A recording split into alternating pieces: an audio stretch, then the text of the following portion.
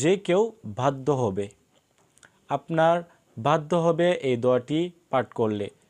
অনেকেই আছে যে আপনার কথা শুনতে চায় না বা আপনাকে দাম দেয় না বা আপনার কোনো বিষয় তার কাছে ভালো লাগে না। তো ইনশাল্লাহ আপনারা এই আমলটা করতে পারেন।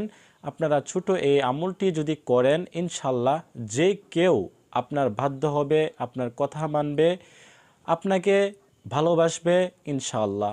আসেন আমরা এই দোয়াটি আজকে শিখে নেব, আর দোয়াটি কিভাবে আমল করব সেইটাও ইনশাআল্লাহ শিখে নেব।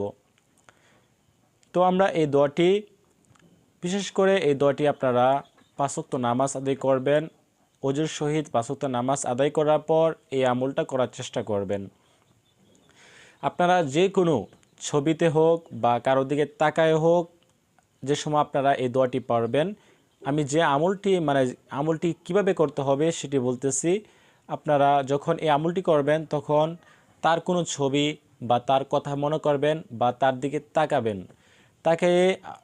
তাকানোর পর আপনারা 3টা অপশন, একটা হচ্ছে আপনারা তার দিকে তাকাইলেন, আরেকটা হচ্ছে যদি সে আপনার সামনে না থাকে তাহলে আপনি তার ছবি দেখলেন, ছবির দিকে তাকিয়ে পড়লেন, না হয় আপনি তার কথা মনে করে পড়লেন।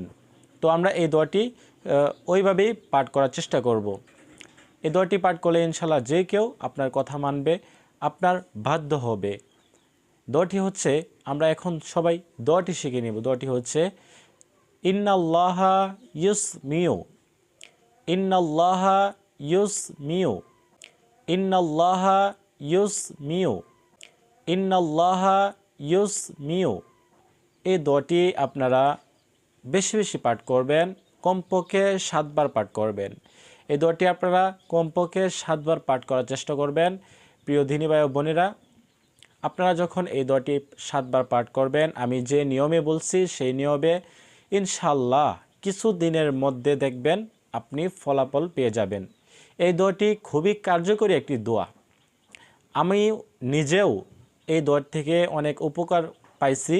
তো আপনারা যখন এই দোয়াটি আমল করবেন, আপনারাও এই দোয়াটি পড়ে খুবই, আমি বলতে পারি যে আপনারা এই দোয়াটি পড়লে আপনারা উপকার পাবেন। যেহেতু আমি পাইছি, আপনারাও পাবেন ইনশাআল্লাহ। তো এই দোয়াটি আপনারা বেশি বেশি পাঠ করার চেষ্টা করেন।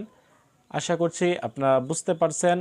আমি যে নিয়মে বলছি সেই নিয়মে এই দোয়াটি পাঠ করার চেষ্টা করেন। তো আজকের মতো এই পর্যন্তই। সকলে ভালো থাকেন, সুস্থ থাকেন, সে কামনায় বিদায় নিচ্ছি। আল্লাহ হাফেজ। আসসালামু আলাইকুম ওয়া রাহমাতুল্লাহ।